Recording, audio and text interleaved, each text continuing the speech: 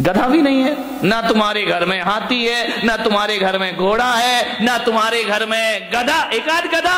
इधर मत देखो, महिलाएं इतनी होशियार है, गधे का नाम आती बोली इधर देख लो।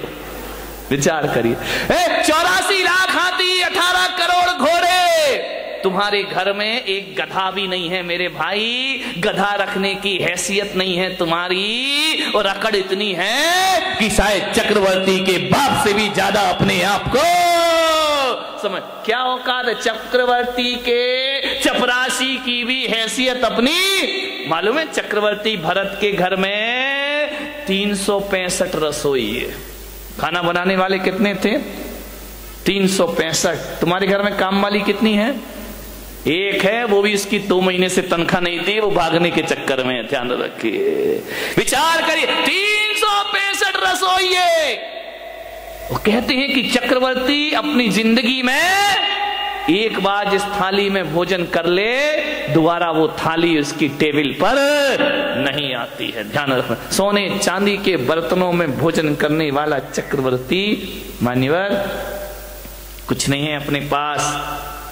अकड़ अकड़ के मत घूमो। क्या हैसियत है हमारी, क्या औकात है हमारी। जब अहंकार आए, मान कसाए आए, तो चक्रवर्ती को याद करना, सारा मान मिट्टी में मिल जाएगा मेरे भाई, और मार्दव धर्म तुम्हारे जीवन में प्रारंभ हो जाएगा। आज उत्तम मार्दव धर्म है, होना चाहिए, बहुत होगा तुम्हारे पास, मैं विरोध नहीं करूंगा, लेकिन जो भी है उस पे अकड़िए मत। झुक कर मिलिए, हाथ जोड़कर मिलिए, व्यवहार अच्छा रखिए, विनम्रता से मिलिए।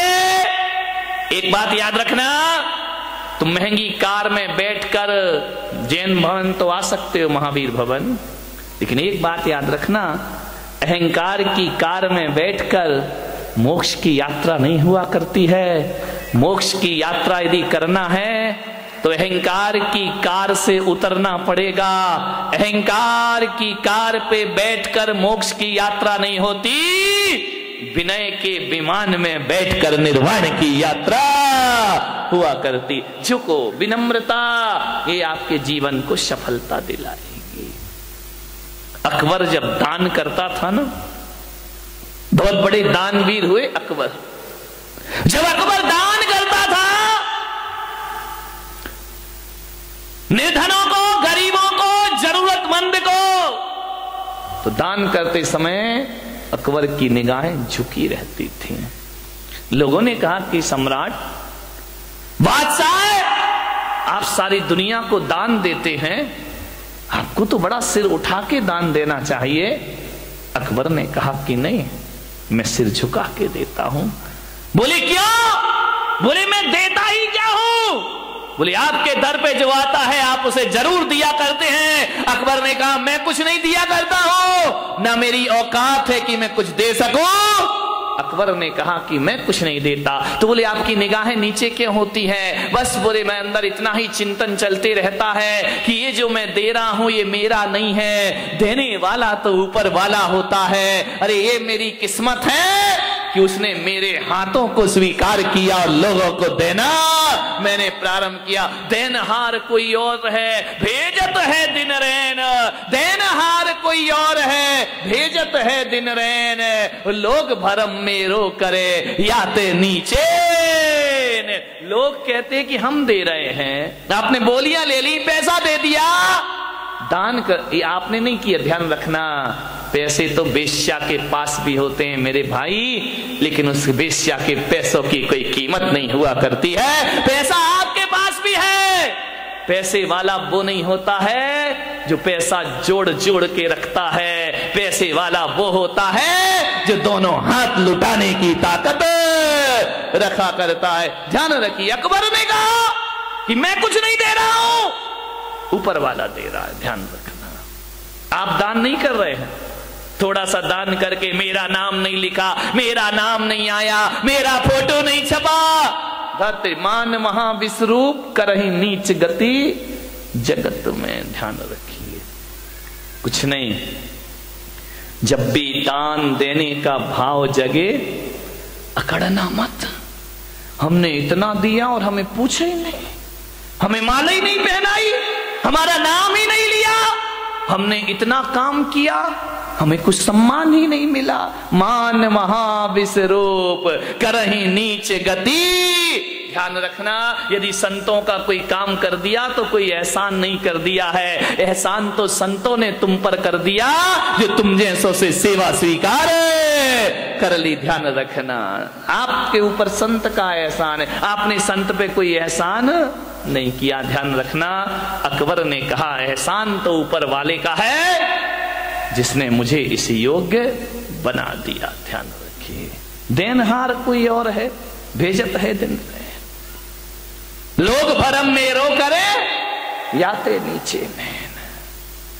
मेरे भाई, माधव धर्म कहता है किसी का परोपकार करो तो इस हाथ से करो और उस हाथ को पता नहीं चलना चाहिए। ध्यान रखना, खबर ही नहीं होना चाहिए। वह माधव धर्म।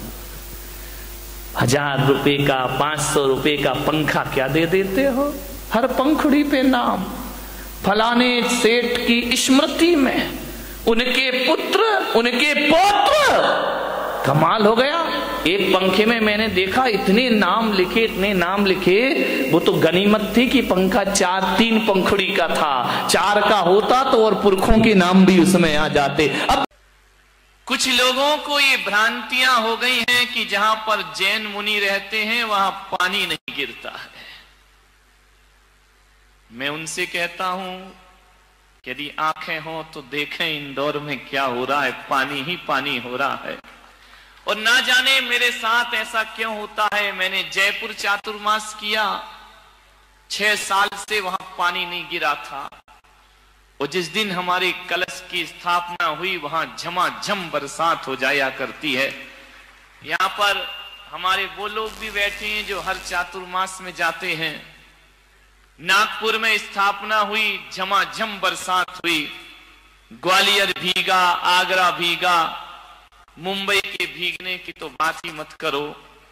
सूरत में पानी, उदयपुर पानी, बांसवाड़ा पानी। और कहते हैं कि इंदौर में पानी नहीं था, इस बार पानी ही पानी हो गया। लोग भ्रांतियां पाल लेते हैं। ये बहुत गलत धारणा पूरे देश में व्याप्त है, कुछ लोगों में, गांव के लोगों में, कि जैन मुनि जाए वहां पानी नहीं गिरता है। आज तो इतना गिर रहा है भाई कि लोग प्रवचन में नहीं आ पा रहे हैं। ध्यान रखिए। मैंने कहा था ना इंदौर वालों, दशहरा मैदान में जो प्रवचन होंगे, ऊपर से ऊपर वाला बरसेगा और नीचे से मैं बरसूंगा। आप ऊपर से भी भीगेंगे और अंदर से भी भीग जाएंगे। ध्यान रखिए, हरियाली ही हरियाली है।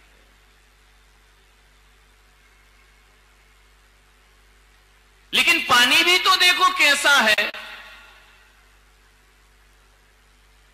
अभी तक के प्रवचनों में दिन भर पानी गिरा, लेकिन प्रवचन के समय नहीं गिरा। आज भगवान ने कहा कि चलो यार, प्रवचन में भी थोड़ा बरसा देना चाहिए, नहीं तो प्रवचन के बाद ही गिरा है पानी। कोई बात नहीं, भीगते रहो।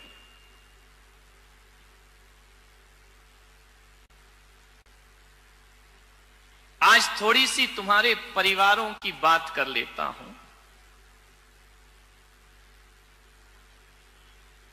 तुम्हारे घर की बात कर लेता हूं।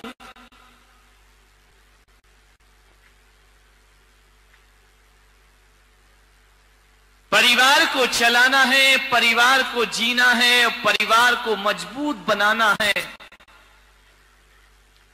प्रत्येक सदस्य का यह कर्तव्य होता है कि वह यह संकल्प कर ले कि किसी भी परिस्थिति आ जाए हम अपने परिवार को कभी टूटने नहीं देंगे। ध्यान रखना, पहले के लोग ये सोचा करते थे कि हमारा परिवार कैसे एकजुट रहे, कैसे बंधा रहे, और आज के सोचते हैं ये परिवार कैसे टूट जाए। ध्यान रखना, एक रखो परिवार।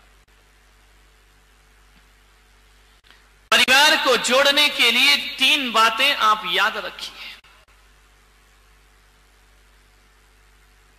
ये 3 बातें नहीं, ये 3 रत्न हैं। ये 3 बातें नहीं हैं, ये तीनों लोक की संपदा है। इन्हें केवल 3 बातें समझ के मत छोड़ देना, ये तुम्हारी 3 पीढ़ियों को सुधार देंगे। ध्यान रखना, 3 बातें आपको याद रखना है, और उन 3 बातों से तुम्हारा परिवार चलता है, तुम्हारा घर चलता है, तुम्हारा व्यवहार चलता है, तुम्हारा जीवन चलता है। मात्र 3 बातें याद रखो। 3 का बड़ा महत्व है मेरे भाई। यदि स्टेशन पर तीसरी घंटी बज जाए तो ट्रेन आ जाती है।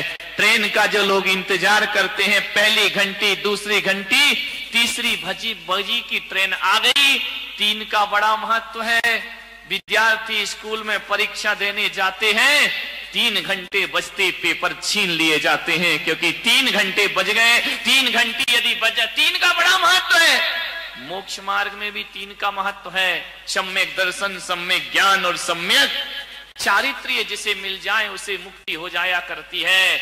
और तुम्हारे रसोई घर में जाके देखो तो प्रेशर कुकर की 3 सीटी बज जाए तो भोजन पक जाया करता है, फिर और 4थी सीटी का इंतजार नहीं हुआ करता है। और जिंदगी को देखो तो बचपन, जवानी और बुढ़ापा, यहां भी 3 है, और 3 ही रोग लगे हैं। महावीर कहते हैं तुम्हारी जीवन में जन्म, जरा और मृत्यु। पूजा में पहले यही सोच के तो जल चढ़ाते हो ना कि जन्म का नाश हो जाए, जरा का नाश हो जाए और मृत्यु का ना। और जिस दुनिया में तुम रहते हो उसमें भी 3 लोक हैं, ऊर्ध्वलोक, मध्यलोक और पाताल लोक। एक पाताल लोक है, एक नरक लोक है, मनुष्य लोक है और स्वर्ग लोक। ये 3 ध्यान रखना, 3 हर जगह महत्वपूर्ण होते हैं। वैदिक परंपरा कहती है ब्रह्मा, विष्णु, महेश 3, और जैन परंपरा कहती है कि जासो पूजो परम पद देव शास्त्र गुरु 3 का ही महत्व। जहां जाओ वहां 3 है।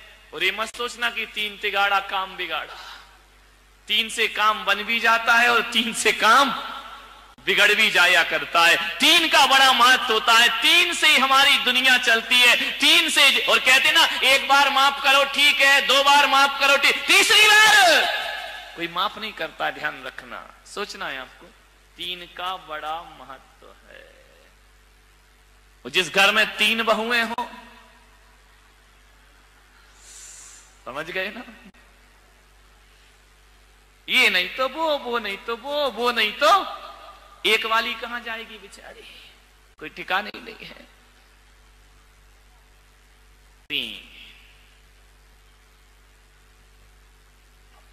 3 बातें याद रखिए परिवार को संगठित करने के लिए।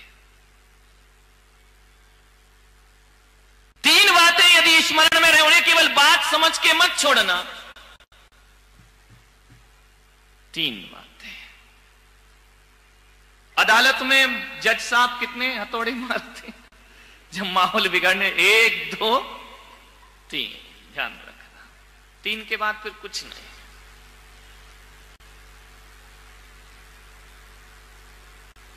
समझ लो तो ये 3 बातें जीवन का बहुत बड़ा सूत्र है। ना समझ पाओ तो कोई बात भी नहीं है। 3 नदियां बड़ी प्रसिद्ध हैं, गंगा, जमुना, सरस्वती। संगम हो जाता जहां तीनों मिल जाए, प्रयागराज बन जाता है, तीर्थ स्थान बन जाया करता है। इसलिए 3 ही दे रहा हूं, उसे चाहे गंगा समझो, चाहे जमुना समझो, तुम्हारी मर्जी है। सरस्वती समझो, तुम्हारी मर्जी है। अरे सम्यक दर्शन समझो तो तुम्हारी मर्जी है। सम्यक ज्ञान, सम्यक चारित्र समझो तो तुम्हारी मर्जी है। और जीवन में 3 का ही महत्व होता है। एक माँ का महत्व होता है, एक महात्मा का महत्व होता है। ध्यान रखिए, मैं पुलक सागर कहता हूं, यदि तुम मुझे सच्चा गुरु मानते हो तो पेन बना के मुझे जेब में मत डालो मेरे भाई। ध्यान रखना, अपनी जेब में बंद करने के लिए गुरु बनाया है क्या? मैंने कहा एक बात ध्यान रख, अरे दीवारों पे तस्वीर लगाए वो सच्चा भक्त नहीं होता, दिलों में तस्वीर बसा ले वो सच्चा भक्त हुआ करता है, जो दिलों में बसा के रखता है। ध्यान रखें, धड़कनों में बसा के रखता है। इनमें क्या होगा? फोटो पेन में कुछ नहीं होता है, सब बेकार की चीज। मान्य मान महा विश्वरूप करहि नीच गति जगत में। अहंकार से बचो। अहंकार बड़ा मीठा है। एक शराब वो होती है जो मुंह से पी जाती है, और एक शराब वो होती है जो कान से पी जाती है। ध्यान रखना, मुंह से पी शराब तो चढ़ के रात सुबह उतर जाती है, लेकिन जो शराब कानों से पी जाती है उसका नशा जिंदगी भर भी उतरने वाला नहीं है। कान से प्रशंसा, अहंकार, प्रशंसा ऐसी शराब है जो कानों से पी जाती है। ध्यान रखना, ज्यादा प्रशंसा के भूखे मत बनो कि मुझे प्रशंसा नहीं मिली, मुझे प्रशंसा नहीं मिली। अरे गुलाब को कोई गुलाब ना कहे तो क्या उसकी खुशबू में कोई फर्क पड़ा करता है? ध्यान रखिए, जरूरी थोड़ी है कि गुलाब को गुलाब कहो तभी वो महकेगा। जरूरी थोड़ी है हीरा को हीरा कहो तभी उसकी चमक दिखाई देगी। अरे गुलाब को गुलाब ना कहो तो भी महकता है, और हीरे को हीरा ना कहो तो भी हीरा चमकता है। ध्यान, किस प्रशंसा की बात करते हैं? प्रशंसा का भूखा आदमी। प्रशंसा के दो शब्द, सबसे ज्यादा प्रशंसा की भूखी ये महिलाएं, नहीं यहां वाली नहीं, बंबई वाली, तुम्हारी तो मैं आगे जाके करूंगा। इतनी भूखी, चार शब्द अच्छे बोल दो, 1000 काम करा लो इनसे। ध्यान रखिए, प्रशंसा के भूखे मत बनो। ध्यान रखना, बड़े बड़ाई ना करें, बड़े ना बोलें बोल, और हीरा मुख से ना कहे कि लाख हमारा मोल। अपनी कीमत हीरा थोड़ी बताता है, पब्लिक बताती है कि हीरे की कीमत क्या होगा करती। खुद की प्रशंसा खुद ही करते रहो, करते रहो, करते रहो। मान महा विश्वरूप करहि नीच गति जगत में। खुद की प्रशंसा में। एक बार क्या हुआ, यमराज धरती पर आए और यमराज ने कहा अपने यमदूतों से कि जाओ, उस मूर्तिकार का समय हो गया, उसे लेकर के आइए। यमदूत आए। मूर्तिकार बड़ा होशियार था, बड़ा बुद्धिमान था, ऐसी मूर्तियां बनाता था, ऐसी मूर्ति कि मूर्ति को देख के आप कह नहीं सकते थे कि असली है या नकली है। एक बार उस मूर्तिकार ने सोचा कि यार दुनिया से मुझे भी जाना पड़ेगा, एक दिन नंबर आएगा। किसी वकील ने सलाह दे दी कि एक काम कर, तुझे यदि यमराज यमदूत लेने आए तो थोड़ा सा धोखा दे देना, मौत को धोखा। बोले हाँ। तो यमराज मालूम है मूर्तिकार ने क्या किया, वकील की सलाह पर अपने जैसे 7 पुतले बना लिए, और एक दिन जब यमदूत लेने आए तो 8वीं जगह खुद जाके खड़ा हो गया। यमदूत ने देखा कि यार इसमें कौन है मूर्तिकार, ये 8 के 8 तो एक से लग रहे हैं, एक सी डिजाइन, एक सा कलर, एक सा रंग, एक सा रूप। यमदूत ने थोड़ी देर देखा, लौट गए। मूर्तिकार बड़ा खुश हुआ कि यार आज मैंने यमदूत को धोखा। जैसे ही यमदूत यमलोक वापस लौटे, यमराज ने कहा क्यों रे खाली हाथ आया? बोलिए तूने मेरा धंधा बिगाड़ दिया, जो भी जाता है खाली हाथ लौट के। बोले यमराज बहुत दिक्कत हो गई। यमदूतों ने कहा, यमराज ने कहा क्या दिक्कत हो गई? अरे बोले किसको लेके आई, किसका नंबर है? अरे बोले तुम्हें अकल नहीं है, सबके नंबर फिक्स हैं, जिसका है उसे उठा लाओ। अरे बोले ब्रह्मा जी ने थोड़ा गड़बड़ कर दिया। बोले क्या गड़बड़ कर दिया? बोले एक सी डाई के लोग बना दिए, एक सा चेहरा, एक सा रंग, एक सा रूप। अब बताओ कौन मूर्तिकार को लेकर आओ? वहां तो 8 खड़े हुए हैं। यमराज ने कहा कुछ भी हो जाए, ब्रह्मा जी कभी गलती नहीं किया करते हैं, कोई ना कोई कमी जरूर रखा करते हैं। अरे बोले महाराज वहां कोई कमी नहीं है, 8 के 8 बिल्कुल एक से दिखाई दे रहे हैं। हमने 1 घंटा देखा लेकिन समझ नहीं पाए कि असली मूर्तिकार किसका नंबर है, किसे लाए। यमराज ने कहा इधर आओ, इधर आओ, इधर आओ। एक मंत्र देता हूं। बोले मंत्र? बोले हाँ, एक मंत्र देता हूं, उन 8 के सामने एक मंत्र पढ़ना, जो असली होगा बाहर निकल आएगा, ज्यादा समय नहीं लगेगा। इंसान कितनी भी चालाकी कर ले, हमसे ज्यादा चालाक नहीं। यमदूत फिर आए, मूर्तिकार को पता चला कि फिर कोई लेने आ रहा है, फिर जाके मूर्ति के बाजू में